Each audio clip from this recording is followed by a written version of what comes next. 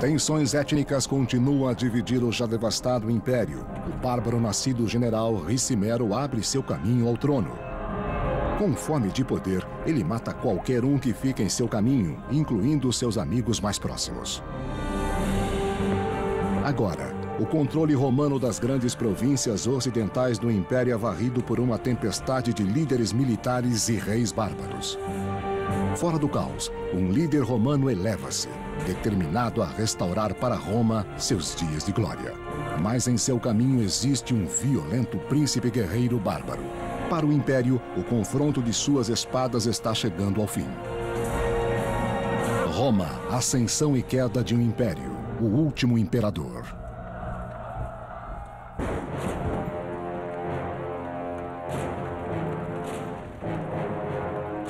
Por volta do século V d.C., depois de centenas de anos de constante guerra, o Império Romano Ocidental é uma mera sombra do que era antes. O Império estava em plena crise. Havia pressão crescente dos bárbaros que queriam herdar o Império. E, acima de tudo, havia uma tremenda pressão financeira. O Império não estava gerando rendas que permitissem manter suas forças militares fortes e sua infraestrutura em ordem. Sem um exército bem armado, Roma está impotente contra a maior força bárbara que o Império já havia visto, os hunos, chefiados por seu feroz líder Átila. O cronista do século V, Calínico, descreveu suas crueldades. Os bárbaros hunos tornaram-se tão grandes que mais de 100 cidades foram capturadas. E havia tantos assassinatos e sangrias que os mortos não podiam ser contados. Os hunos, uma tribo nômade do leste, devastaram o pouco que havia restado do Império. O fato é que não existe mais o Estado no Ocidente. O Oeste se dissolveu. O Oeste se despedaçou. Há tantas entidades diferentes, tantos e diferentes exércitos, tantas e diferentes forças que estão competindo para controlar o que não tem controle. No entanto, a capital do leste, Constantinopla, é capaz de sobreviver às invasões dos hunos. O Império do Oeste, mais fraco, sente a maior parte de suas expansões e é forçada a transferir a região romana de Panônia para Átila, o huno. Panônia, 446 d.C. Nos territórios antigos do Império, os romanos devem agora responder aos seus governantes bárbaros, os hunos. Romanos e bárbaros podiam identificar um ao outro pela forma como falavam, pela forma como vestiam, como cheiravam, pela forma como usavam seus cabelos. Embora naquela época romanos e bárbaros estivessem habituados um ao outro, eu acho que é justo dizer que as tensões étnicas nunca se dissiparam. Não toque em mim, não toque, está entendendo? Não toque! Mas um romano move-se no meio da confusa sociedade com facilidade e encontra oportunidade no novo regime de Átila. Seu nome é Flávio Orestes. Orestes era um romano que havia crescido no território dominado pelos hunos, mas ele conseguiu uma alta posição na corte de Átila. O Império pode estar caindo ao redor dele, mas é sua herança romana que faz Orestes e outros panonianos valiosos para Átila. Eu acho que é justo dizer... Eles são romanos porque falam como romanos, caminham como romanos. E existe ainda a coisa cultural, social, tudo o que forma uma pessoa e ainda é romana. E isso continua por séculos. Capaz de ler e escrever, o culto Orestes destaca-se entre os muitos aliados bárbaros de Átila. Ele logo se torna secretário na corte do soberano. A glória! Orestes viu como Átila tinha uma visão política real, tentando fundir os hunos com os romanos através de casamentos e alianças políticas para produzir um novo império no norte.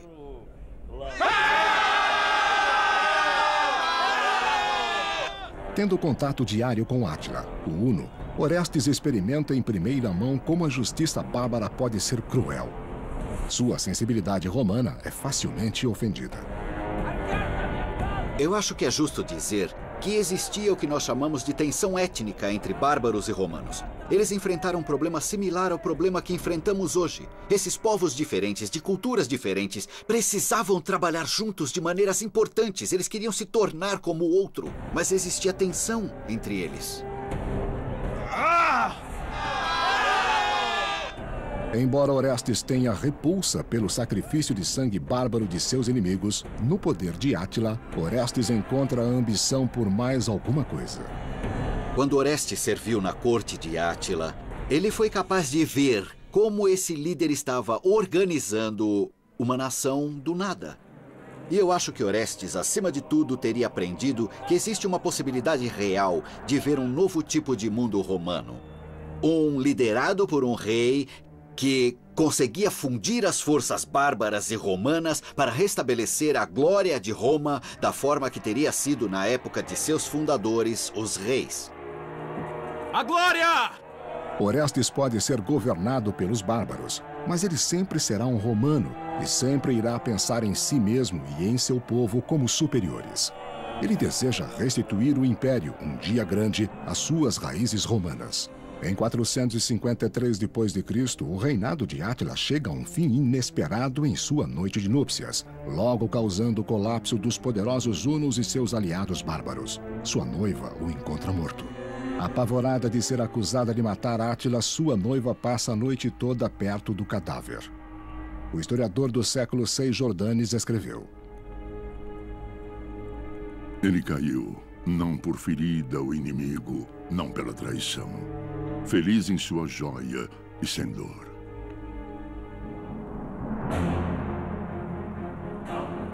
Mas o falecimento dos hunos não pode salvar Roma. A ausência de poder resultante só permite que mais bárbaros desçam para o Império do Oeste em declínio. Nos anos seguintes, as cidades do Império Romano caem no abandono. A fome prevalece e os mendigos enchem as ruas. Orestes peregrina, não é mais um homem influente. Ele busca a sua sorte em uma terra que luta para sobreviver. A infraestrutura parece ter desmoronado em alguns casos bastante rápido, variando de uma região para outra.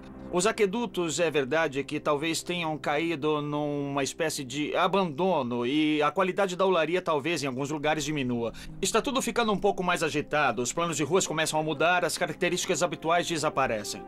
É uma época de diminuição de esperança e crianças com fome. Os detalhes das viagens de Orestes são desconhecidos para nós, mas como um verdadeiro romano, ele se recusa a acreditar que o império não tem salvação, que a humanidade e a civilização em seu âmago não podem ser restabelecidas. O seu objetivo é um dia fazer o seu caminho para a cidade de Roma. O fato é que Roma caiu fisicamente muito antes do que caiu psicologicamente. A ideia de que Roma poderia cair era difícil para muitas pessoas aceitarem. E muitos não aceitaram. Eles acreditavam que enquanto existisse o imperador no trono, haveria uma Roma. Que enquanto existissem muros ao redor da cidade, existiria uma Roma. Que enquanto existisse alguém que acreditasse, uma Roma existiria. O império, de fato, existiria. Na metade do século V, depois de anos de constante pressão dos ataques bárbaros, Roma é obrigada a fazer um tratado com uma poderosa tribo chamada Burgúndios, garantindo a eles a valiosa terra romana, em troca de serviço militar. Originários da Escandinávia, como muitos bárbaros germânicos, aos burgúndios é permitido se instalarem ao sul da Gália. Esses territórios nos arredores da Itália são os primeiros a desaparecerem. Muito lentamente, pequenas partes e pedaços são dados. De uma forma, é como se você pensasse no seu corpo. Se você tem um resfriado, o seu corpo é programado para se certificar que o seu cérebro, o seu coração, o que seja, sobrevivam, não importa o quê. Então, os seus dedos da mão vão primeiro. Seus dedos dos pés, os seus pés, as suas mãos e assim por diante. É muito parecido com o Império Romano. Em troca dessas terras concedidas, os burgúndios devem suprir o império com soldados mercenários. Mas este tratado apenas piora a situação de Roma.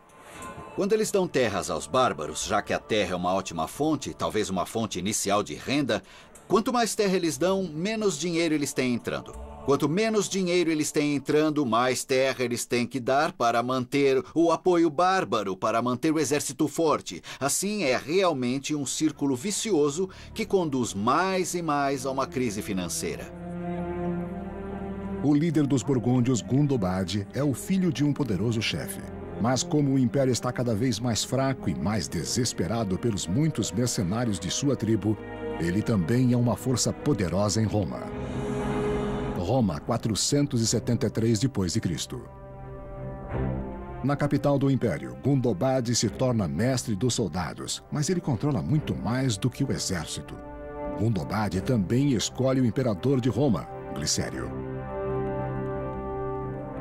É uma escolha feita por Gundobad, porque Gundobad achava que ele era uma figura leal, mas está claro que Glicério deveria governar segundo as ordens de Gundobad e deveria confiar no apoio de Gundobad para fazer isso eficientemente. A grande sala do trono do imperador está cheia com mais bárbaros do que romanos. O exército romano do oeste a este ponto é esmagadoramente bárbaro, se não totalmente.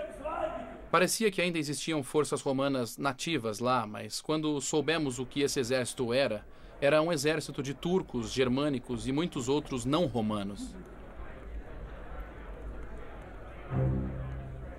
A cargo dos mercenários bárbaros de Glicério está um guerreiro bárbaro chamado Odovacar. Odovacar encontrou uma posição na Guarda Imperial, perto do centro do poder, certamente porque ele tinha uma competência militar demonstrada e uma verdadeira habilidade de liderança. É esta Roma que Orestes encontra quando ele finalmente chega, depois de décadas de viagem. Até o seu primeiro encontro com Odovacar, ele não pode saber quão profundamente o Império mudou desde seus dias de glória. O poder do Império do Oeste certamente se foi em 470, mas eu acho que provavelmente não está claro para todos que esta é uma empresa condenada. Parece potencialmente ser apenas uma fraqueza momentânea e o curso das coisas tinha ido de forma diferente. Talvez pudesse ser recuperada. A experiência diplomática de Orestes lhe rende uma alta posição no exército imperial. Mas ele é surpreendido ao encontrar Odovacar, um bárbaro humilde, mantendo a mesma posição. Os dois, obviamente, eram altamente ambiciosos. Eles haviam sobrevivido a circunstâncias realmente difíceis. Orestes está sentado na corte do sanguinário Átila, o Uno. Odovacar havia sido um comandante militar e tinha saído literalmente da pobreza para a riqueza em Roma. Eu acho que as suas ambições, bem como suas competências especiais, teriam colocado os dois na trilha para competirem um com o outro. Os dois tinham suas próprias visões do Império, uma romana e uma bárbara. Depois de passar anos na corte de Átila, o Uno, o romano Orestes se torna um general do exército romano. Mas na Itália ele encontra um império que está se desintegrando e sem identidade romana. Seu poder reside não em seu imperador Glicério, mas nos generais bárbaros Odovacar e o chefe burgúndio Gundobad. Itália, 473 d.C. No passado, Roma havia integrado seus mercenários bárbaros no exército para assegurar que eles nunca ganhassem poder demais. O que acontece no século V é que eles ficam como grupos germânicos. Eles têm de manter suas próprias roupas, sua própria comida, sua própria cultura, sua própria estrutura administrativa, a estrutura política, a estrutura militar, e é bizarro, mas eles não estão romanizados. E agora, os guerreiros de Gundobad apresentam a mesma posição que seus contemporâneos romanos no exército do imperador Glicério. O exército à disposição de Glicério, meio que basicamente o que Gundobad tinha à sua disposição, seria uma formação misturada, sem dúvida compreendendo alguns burgúndios, mas muitos outros grupos também. Mas juntos formam o que era o exército na Itália. No caso do exército romano, parecia existir com certeza tensões, às vezes, entre bárbaros que estavam servindo e romanos que estavam servindo. Romanos que sentiam isso porque era um exército romano e que suas capacidades de liderança deveriam ser reconhecidas, ao passo que os bárbaros deveriam ser desqualificados porque eram bárbaros. Uma vez unificado, o poder militar romano está perdido conforme a violência explode dentro das fileiras, dividindo o exército contra si mesmo. O general Orestes, uma vez tão hábil na diplomacia, logo descobre que até mesmo ele não tem poder contra isso.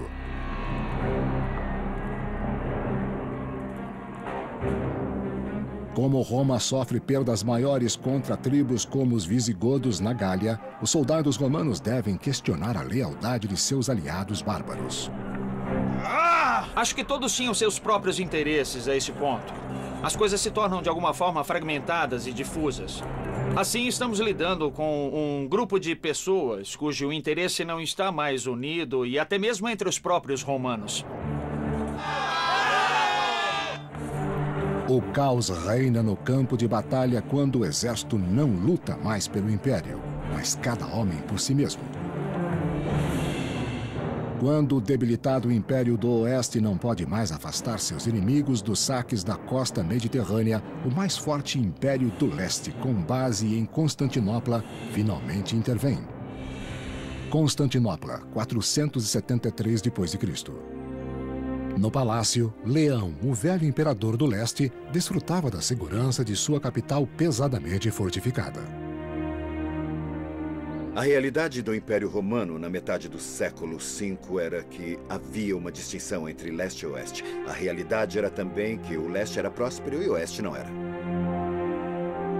Culpando Glicério pelos fracassos de Roma, Leão espera estender seu próprio alcance indicando um novo imperador do oeste, Júlio Nepos. O pensamento sobre por que Nepos foi escolhido para ir ao Ocidente gira em torno da posição que Nepos tinha na corte. Ele era uma pessoa muito bem colocada, ligada pelo casamento ao imperador Leão. Ele era a figura adequada para liderar uma invasão à Itália.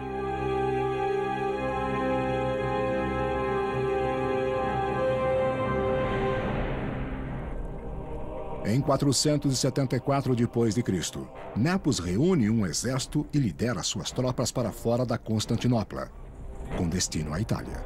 O leste vai buscar inserir e reafirmar sua influência no oeste e encontrar um candidato que possa depor Glicério. Sua reação não é surpreendente. Como imperador indicado recentemente, Nepos tem muita coisa para provar e ainda mais para perder, se ele fracassar em retirar o Império do Oeste dos bárbaros. Como o exército de Nepos sai de Constantinopla, o imperador do Oeste, Glicério, deve preparar seu próprio exército para conter o ataque em Roma. Mas quando Glicério ordena a Orestes e Odovacar para prepararem suas tropas para a batalha, ele encontra, logo no início, o problema da lealdade bárbara. Gundobad e suas tropas burgúndias o abandonam em sua hora de necessidade.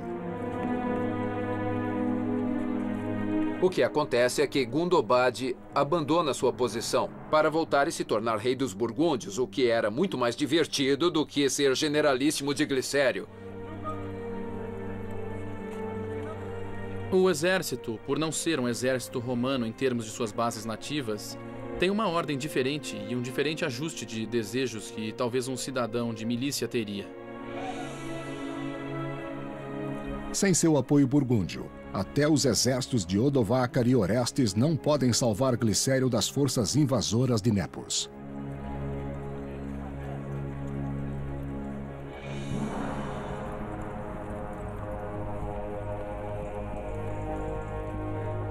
Nepos chega mais perto de Roma. Glicério e seus comandantes sobrevivem, não pela batalha, mas suplicando por piedade.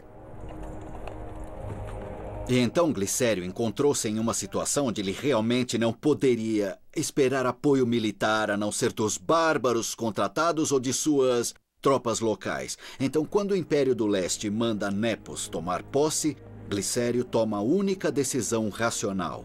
Ele se rende sem lutar.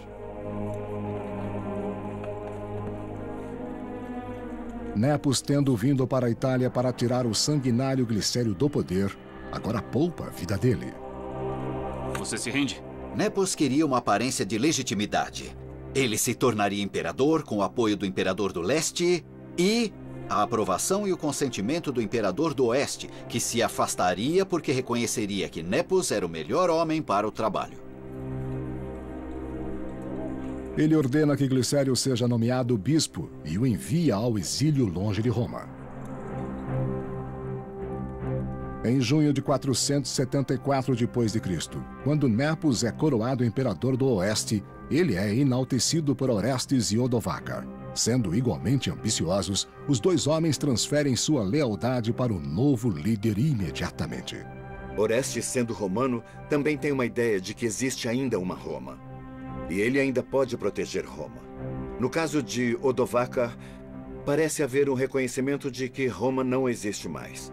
E então o que acontece é que temos dois homens muito capazes, no exato momento quando uma decisão é tomada para ver se Roma irá deixar de existir.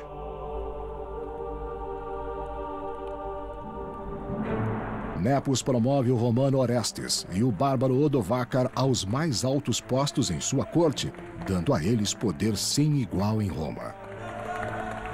Promovendo Orestes e Odovacar, ao mesmo tempo, dando a eles quase o mesmo poder, pelo menos reconhecimento igual, ele está preparando seu próprio falecimento. Com as duas personalidades, ele elevou indivíduos que têm vontade forte e grandes capacidades. Mas a política da corte em Roma está sendo ofuscada rapidamente pelas invasões dos inflexíveis visigodos contra o território da Gália, o último restante do Oeste. A esta altura do Império Romano, esta região, hoje conhecida como Provence, na França, era uma comunidade próspera, mas seu povo estava sujeito a constantes ataques dos bárbaros visigodos e seu rei Eurico. O ambicioso rei visigodo, que era um verdadeiro expansionista, decidiu que iria atacar esta região no sul da França, que não estava sob seu controle. Nessa época, os visigodos realmente tinham uma força irresistível.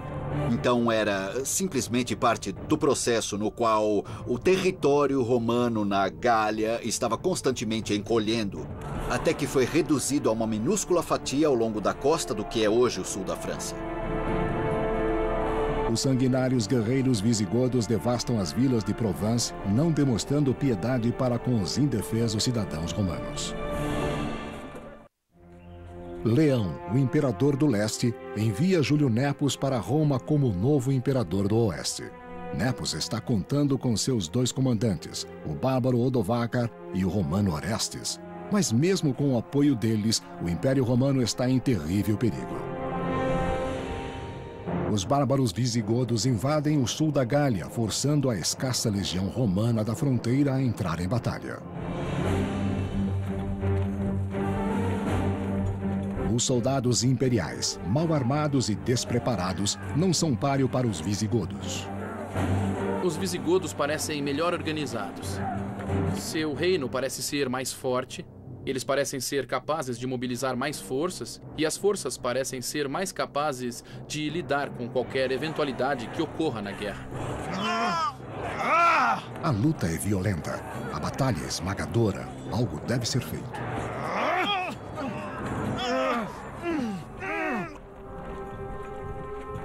Embora o comandante romano Orestes seja inexperiente em batalhas, o imperador Nepos o envia de Roma para a Gália com ordens de conduzir os bárbaros para fora. Ele vai ser o novo comandante, o chefe na Gália. Agora, o que se pode perguntar é se esta é uma grande honra ou uma posição muito grande a ser dada, já que há muito pouco o que ser controlado na Gália. Parece ser uma honra, mas talvez era na verdade uma maneira de colocá-lo de lado. Não sabemos.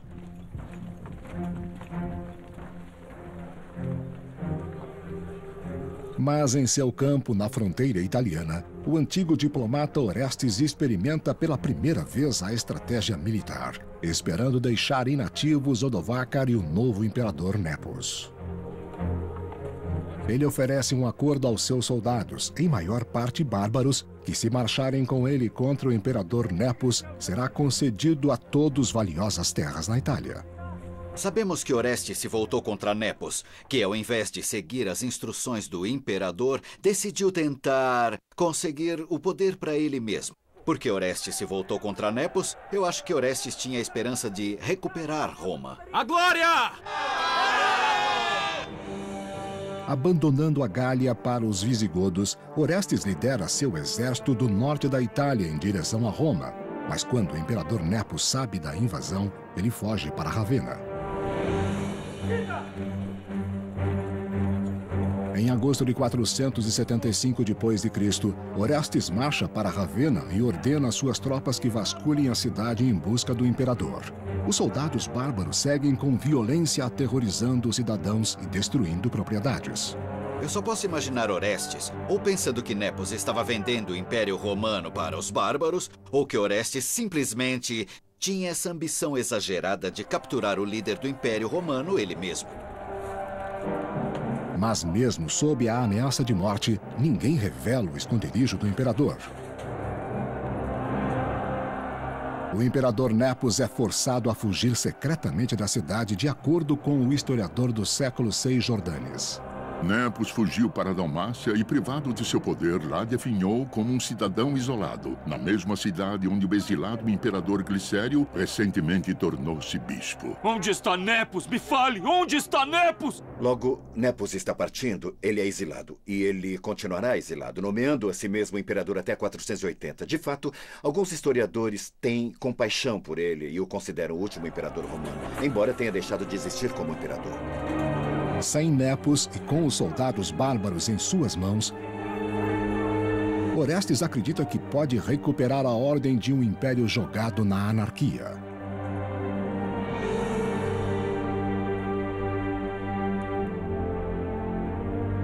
Em uma surpreendente reviravolta, Orestes não toma o trono para si mesmo, mas ao invés disso nomeia imperador seu jovem filho Rômulo Augusto. Orestes decide que ele, em sua infância, tendo crescido entre os bárbaros e seu serviço na corte una, que talvez a elite italiana não iria aceitá-lo como imperador, mas eles aceitariam este italiano puro, Rômulo, como seu líder, porque isso iria apelar para o senso de tradição deles. Não importa o quão vazio em termos de poder esse sentimento seja agora. O menino permanecerá na bem protegida cidade de Ravenna. Ele foi protegido por Paulo, seu tio. Nesse momento, Rômulo é ainda um adolescente e não tinha chegado a completar a maturidade. Daí o nome Augustulo, pequeno Augusto. O jovem Rômulo é, na verdade, uma marionete para seu pai. É Orestes que governa o império, supera seu rival Odovacar, tornando-se o homem mais poderoso em Roma.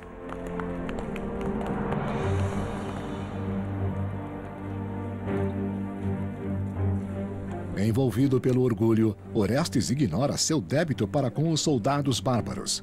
Depois de sobreviverem e cumprirem o acordo, exigem seu pagamento em terras italianas.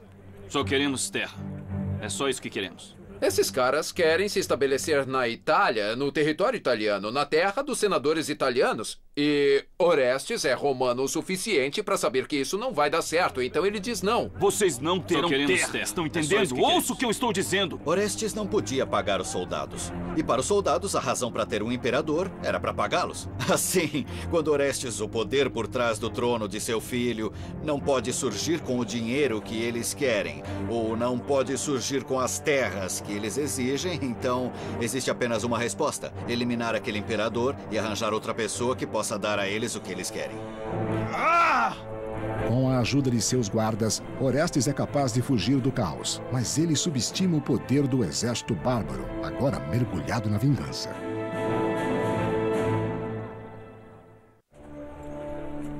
Depois de anos competindo pelo poder com o bárbaro Odovacar, o romano Orestes ganha vantagem, coroando seu próprio filho de 12 anos como um imperador marionete.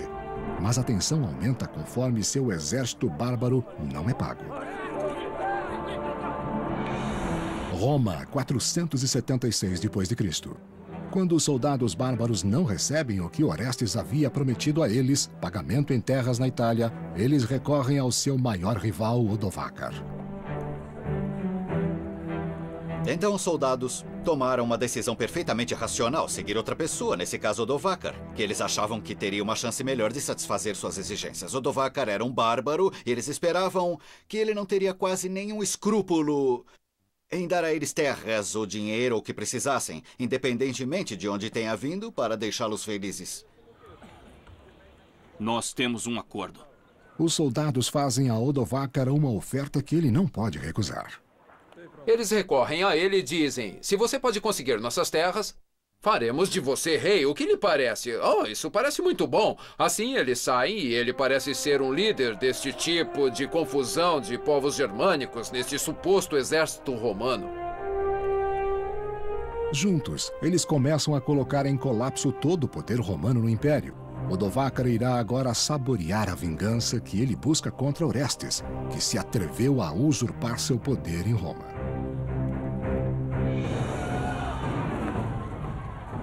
Eles imediatamente começam a invadir as cidades da Itália. E a narração que temos disso fala de dias e dias de saques. Os ricos sendo despojados de todo o seu dinheiro. Depois de arriscar suas vidas pelo Império, os soldados bárbaros sentem que chegou a hora de Roma pagar, com sangue, o que não pode pagar com dinheiro e terras. Vamos! Vamos atacar! Atacar! Imagine que você é um soldado. Imagine que você tem que viver com o escasso salário que você tem. E agora você perde o pagamento. Sem o pagamento, você pode ser capaz de suportar 2, 3, 4 pagamentos seguidos e aí estará faminto. Você vai ter muita lealdade para o exército que deixou você com fome? Não tendo que responder a ninguém, Odovacar vê com satisfação a oportunidade de finalmente afirmar seu domínio sobre a Itália e Orestes. Em 476, não estamos falando em uma guerra em si. Não existe nenhuma grande batalha, não existem assédios, você tem soldados famintos buscando sobreviver. E para sobreviver, eles vão fazer o que for necessário fazer. Como eles são treinados para lutar, eles irão eliminar qualquer um que os enfrente. E tumultos, violência, saques e estupros ocorrem. Com Odovacar se aproximando, Orestes deixa seu filho, o jovem imperador Rômulo, em Ravenna, sob os cuidados do tio do garoto, Paulo, enquanto escapa para Ticínio, no norte da Itália. Orestes é forçado a buscar refúgio de Odovacar e suas tropas em Ticínio, que é a moderna Pávia. Sabemos por um texto que o bispo da Pávia dá a Orestes refúgio na cidade. Mas nem mesmo a casa de Deus pode protegê-lo das forças bárbaras. Orestes é forçado a fugir conforme Odovacar e seus homens destroem a igreja, desesperados para eliminá-lo. Roubem tudo! O bispo teve os donativos roubados. Todo o dinheiro que ele havia arrecadado para ajudar os pobres foi roubado pelas forças de Odovacar. Eles também queimaram edifícios, incluindo a igreja. Conforme a igreja se consome em chamas, assim também se consomem as visões de Orestes de renascer o Império. Odovacar não se importa com a perpetuação de Roma. De fato, é uma realização para ele que, em breve, aquela Roma não exista mais. Mas qual é o seu papel? Que poder ele tem?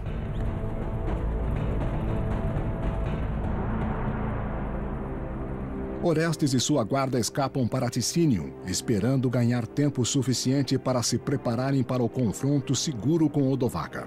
Um dia eles foram nobres na corte do imperador. Agora, eles estão presos em uma luta por sua sobrevivência. Os dois têm muito orgulho da posição que ocupam e nenhum deles está querendo reconhecer que o outro tem algum poder. Agora, neste caso, é claro, um confronto é iminente. Orestes e seu exército chegam até Placentia, nos dias de hoje Piacenza, Itália, antes que eles finalmente enfrentem Odovacar no campo de batalha. Norte da Itália, 476 d.C. O inexperiente Orestes tem pouca chance contra a guerra cruel das tropas bárbaras de Odovacar.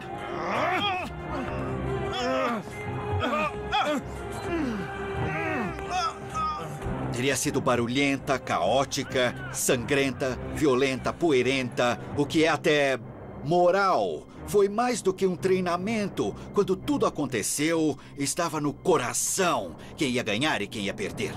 Havia montanhas de corpos, havia homens feridos gritando, havia pessoas com o intestino solto por causa do medo.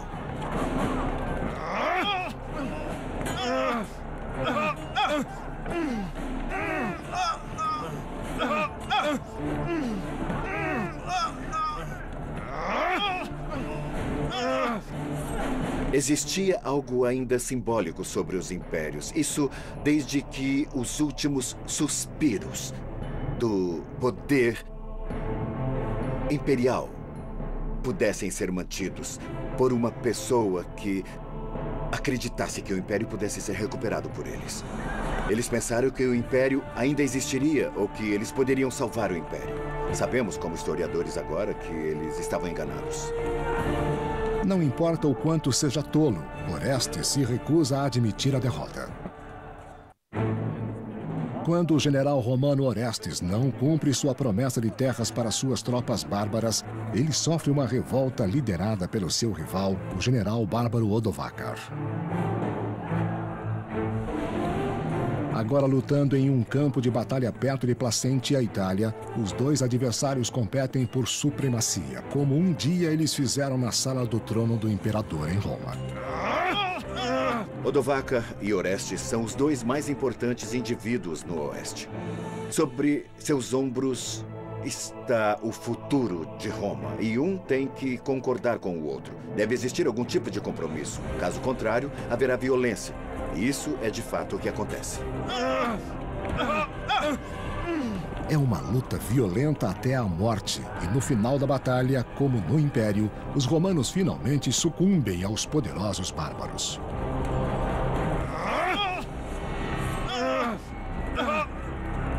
Não sabemos exatamente o que aconteceu quando Odovacar se encontrou com Orestes, mas era suspeito que foi um fim violento e rápido. Não haveria nenhum tipo de cerimônia elaborada, não haveria nenhum tipo de funeral elaborado. Orestes estava para desaparecer. Tenho certeza que sua execução foi rápida, silenciosa e total. Vitorioso, Odovacar e suas tropas marcham para Ravenna em direção do único negócio inacabado: o jovem filho de Orestes, o último imperador romano do Oeste.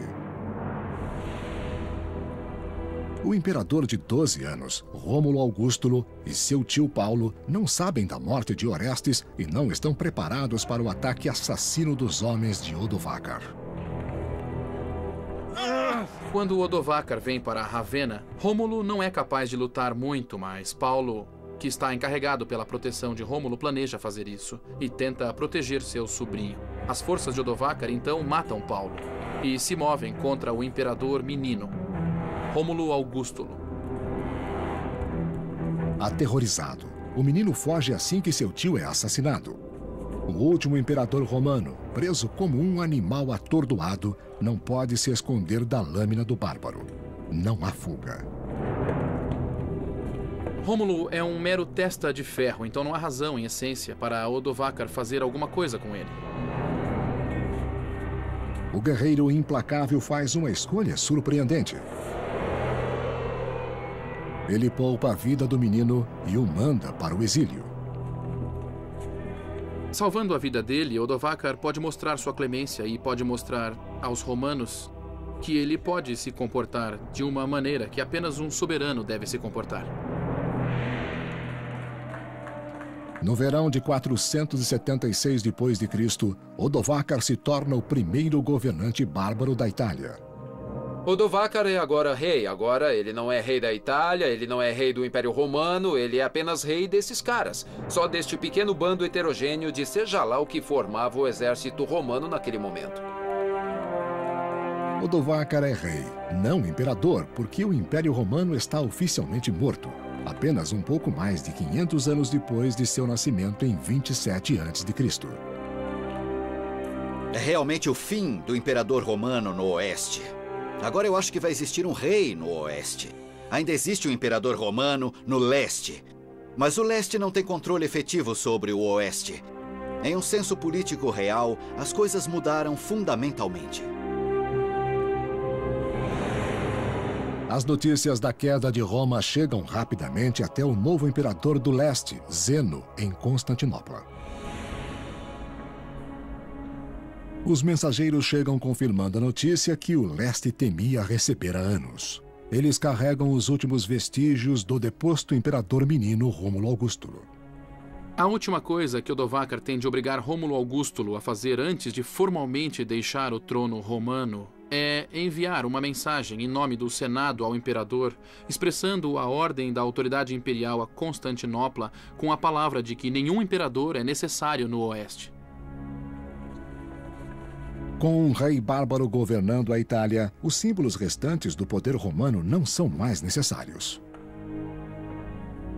Sabemos que Odovacar proclamou publicamente que ele não iria usar as túnicas roxas e as coroas douradas que simbolizavam o imperador romano na época. Ele iria deixar isso de lado. Odovacar era algo novo. Ele era um rei no oeste e não um imperador. As túnicas e coroas e as joias do império agora pertenciam ao imperador do leste. Mas nas mãos dele, elas não simbolizam mais o poder e o prestígio, apenas fracasso e perda. De volta à Itália, as famílias dos soldados bárbaros finalmente recebem as terras pelas quais eles lutaram. O oeste agora está completamente em suas mãos. Está claro que Odovacar defendeu o que ele tinha acordado com seus soldados. Ele manteve a sua promessa. Ele deu a eles o que era devido a eles e foi um homem de palavra para aqueles que o apoiaram. Para o Império, a imigração e a invasão de terras provaram ser mais poderosas do que aquelas dos guerreiros e das máquinas de guerra. Roma tornou-se forte no começo porque ela tomou aqueles que estavam fora. Isso quer dizer, encorajou a imigração. Mas no fim, quando os bárbaros chegaram em quantidade e queriam fazer parte do Império Romano, por razões complicadas, os romanos foram incapazes de recebê-los da forma como tinham feito antes. Essa falha em fazer da imigração uma fonte positiva de força foi realmente uma das principais razões para a destruição do Império Romano.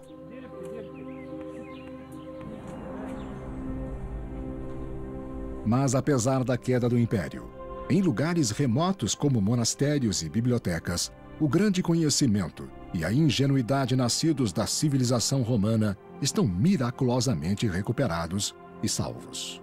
A ideia de Roma durou porque naqueles onde ainda havia uma ênfase na aprendizagem, na educação e nos livros, eram romanitas e os clássicos da literatura romana e cultura, que eram vistos como a fundação de uma vida civilizada. O Império Romano deixou um enorme legado para nós, certamente no Oeste. Tantas instituições, tantas tecnologias, as próprias línguas que falamos, que estão tão marcadas por alguma influência romana, está tudo à nossa volta. Nós simplesmente não podemos escapar do legado romano, não importa o quanto tentarmos. E é por isso que importa.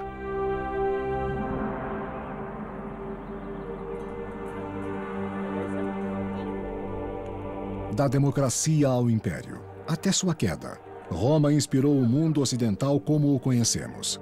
Sua civilização sobreviveu a séculos de guerras, perseguições, corrupções e pragas, apenas para morrer em silêncio, lentamente, nas mãos de um soldado bárbaro.